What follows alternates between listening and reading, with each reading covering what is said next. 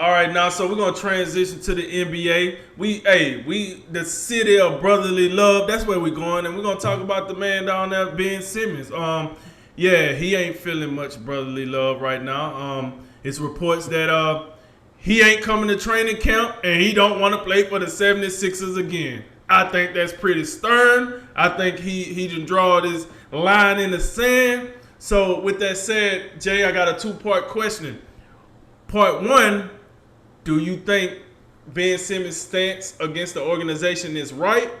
And part two, if he were to leave and get traded, what are some good trade destinations for one Ben Simmons? I think there may be good reason why Ben Simmons feels the way he does, and it may be some of those reasons we're likely not privy to. What we do know is there was probably some things said, in the course of a disappointing playoff run that did not cast Ben Simmons in a positive light, we'll say. However, uh, I think those comments were factual. Because the fact of the matter is, Ben Simmons was a no show in that conference semifinal series. This guy just wasn't enough. I mean, for a guy where, you know, when he was drafted, like, oh, yep, there he is. We found the next LeBron. Oh, really? Now doesn't seem like we had. Or doesn't seem like we did. That goes back to the whole like I'm just disenchanted with some of these just like nonsensical comps that you get with these guys that come into the NBA as rookies. Like it's just some of it's just silly because Ben Simmons has been a disappointment, especially over the past couple of years. And one thing that comes to mind, and I'm sure you've heard this before, in other in another context, but I'm reminded of the phrase, "No one else is going to care about your career like you do." More than You know what I'm you. saying? Yeah, that's a And fact. that's where I'm at with Ben Simmons. Like, and I'm sure Philadelphia has done plenty of work to try to like give him, a support system and like do something to try to get this guy to embrace getting better, particularly in terms of offensively and scoring the basketball and going to the free throw line and doing something. But this guy just he ain't done it. And we get these little teases in the offseason where he played at the YMCA or whatever, and he's hitting a corner three and like, oh, there he is. He gonna come out here, he gonna be shooting this year, guys. And he doesn't. He doesn't do it. And it's just frustrating because on the other hand, you have a guy in Joel Embiid who, for the first time, truly embraced what it takes to be great. That's what I saw in this past regular season and into the playoffs. We know the guy's history with health. It appears that that's going to be a challenge for him moving forward. It's just the way it is. But even so, when the guy was hurt in the playoffs, he was still out there battling. He was still competing. And he was still leading the Philadelphia 76ers. And so you see what's happened now. And this goes back big picture, back to the old process.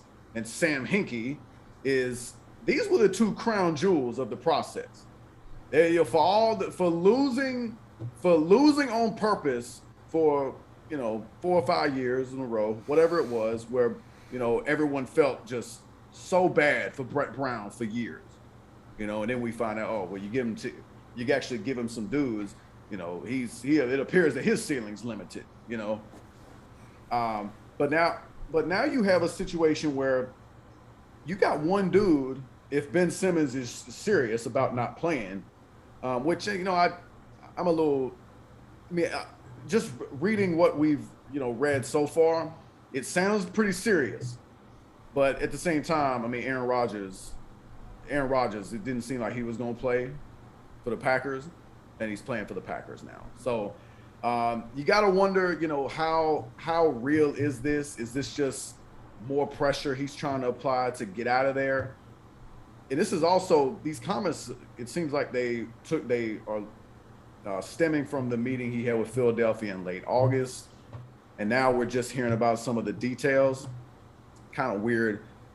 I'm more on the side of the organization because, he then he just signed a max contract or whatever. It can't be too long ago. You know, there's still 4 years and $147 million on it. So you signed that contract just like Deshaun Watson signed a contract with Houston. You know, so Right. you know, and now people are, you know, they're saying whatever they're saying, but based on your performance, you didn't perform good enough in the playoffs. So you got to take some responsibility for what you have not done. Ben Simmons to me has not lived up to expectations. And so the organization, you know, I think the organization is still here for him. They'd like to have him.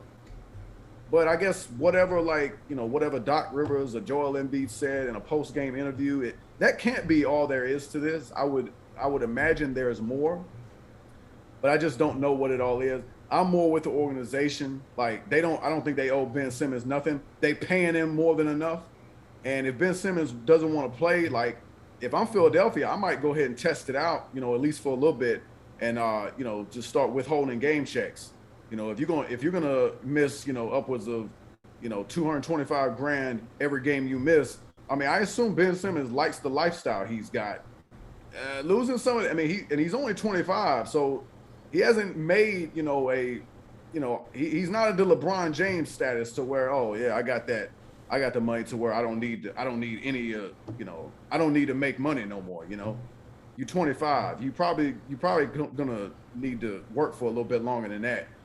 So as far as teams that, you know, he could go to, possible destinations, I gotta be honest with you, I didn't put any time thinking of that. I'm gonna leave that to you, but I am gonna say the one part I do hold the organization accountable for, and I know you agree as well, some of these just nonsensical trade offer or trade proposals that they were putting out, particularly the one with Golden State, that Golden State just laughed them, you know, out of the trading block, just keeps popping up in my head over and over again. Now with this report, Ben Simmons, I mean, he got him like hung over a barrel now, and they're gonna get even less than maybe they could have got, you know, a month ago, because I mean, they have a guy that says he's not going to play for him, and if he doesn't, Philadelphia almost has to trade him because they're in a win now position, and you know how it is. These championship windows, they don't open up for long. You know, sometimes you think you got a dynasty in the making, and then within a year or two, you got just guys going to the wins in free agency or whatever. You never know what things can turn out. They got a team that can win now.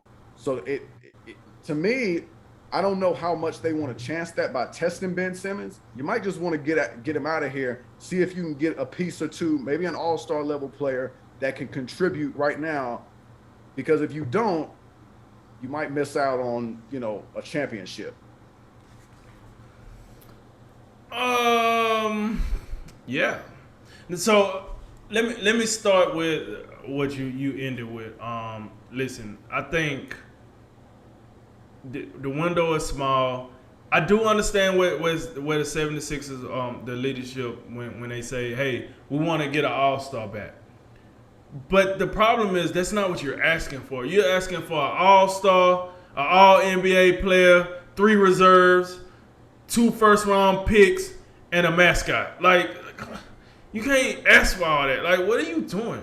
And then the dude, he don't want to be there. He done made it clear, I don't want to be there. He said it.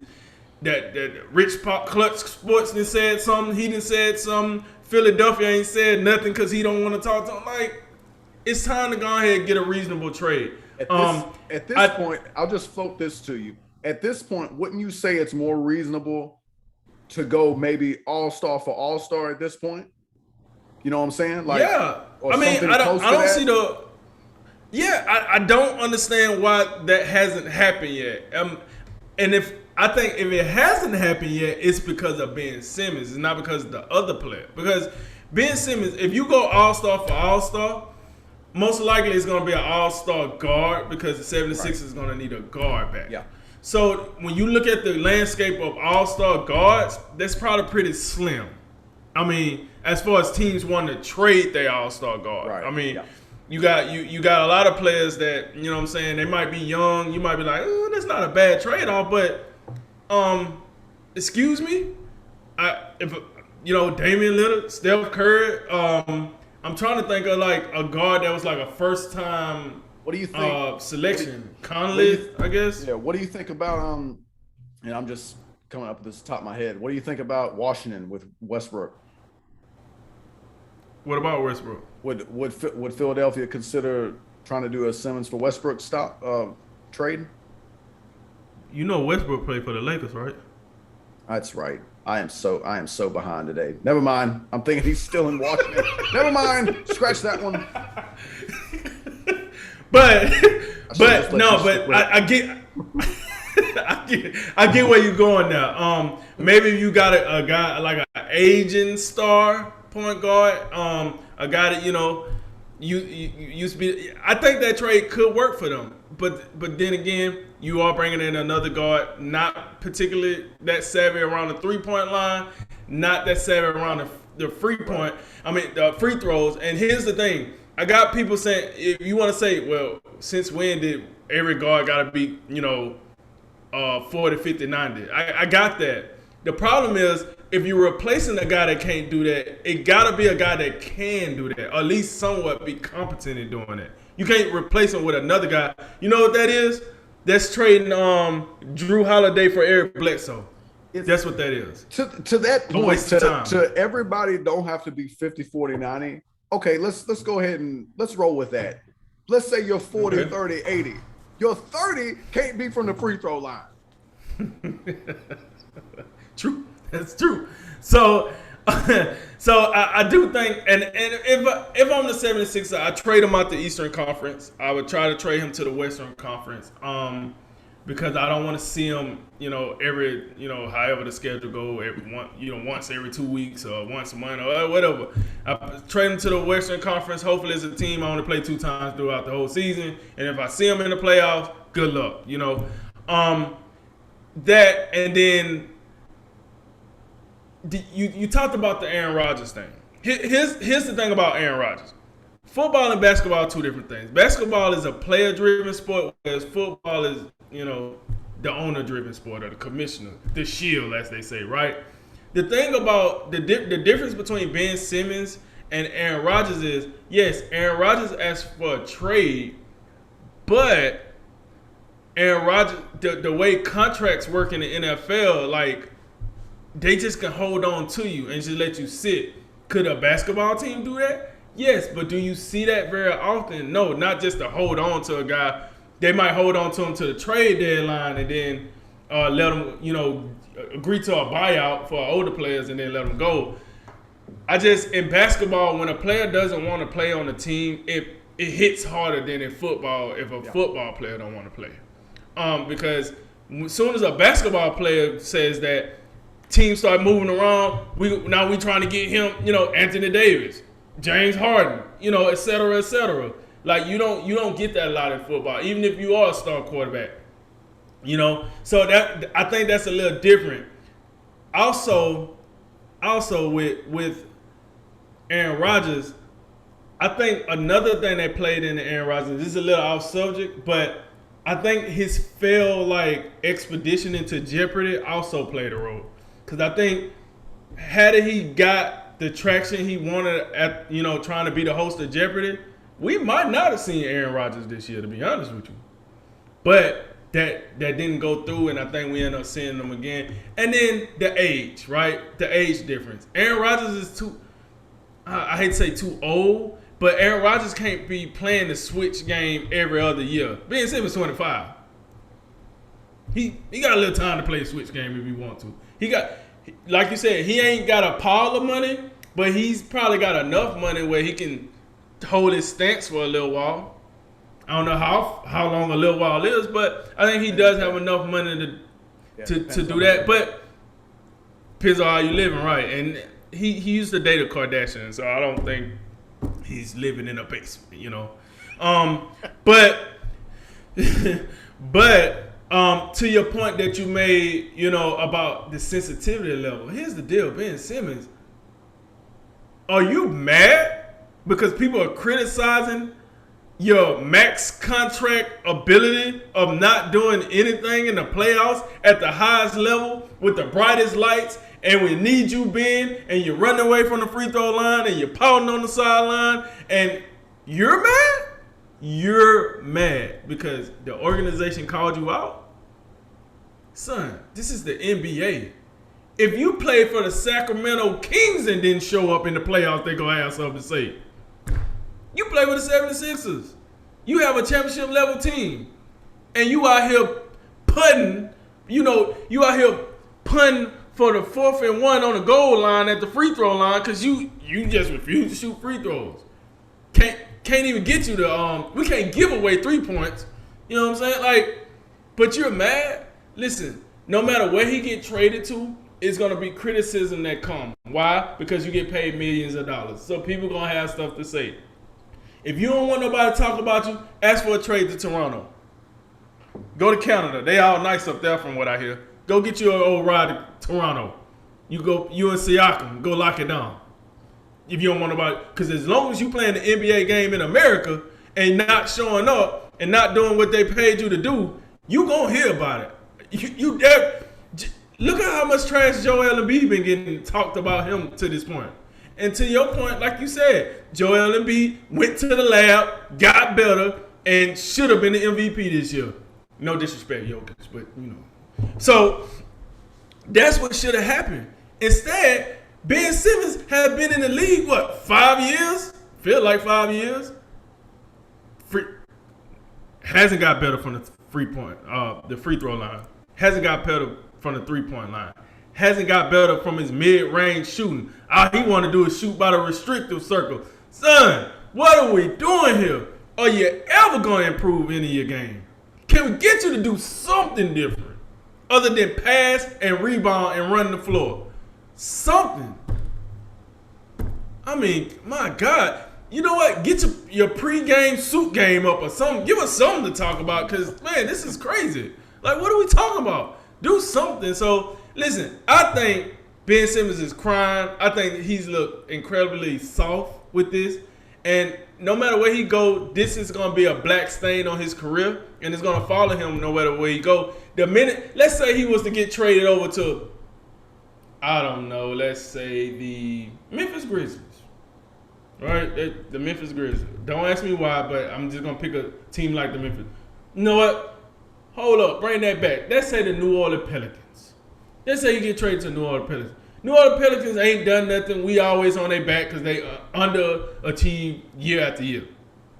If he was to go over there and complain, I don't like what's being said to me. Everybody's going to be like, Ben, what are you talking about? It's the NBA, son. You get paid millions. They're going to talk about you. We expect you to come here and play, not come here and not play. You got 4 years, $147 million left on your contract, and you running from the basket. This ain't football, son. Get in there. Make some shots. Don't run from the basket. So, I don't know, man. I just think he crying. He being sensitive. And I hope they do start taking money from him. Now, in that aspect, that is like the NFL. You don't show up, you will get fined. I like that. But, this is a player league, so I think when he say he ain't going to play, he's not going to play.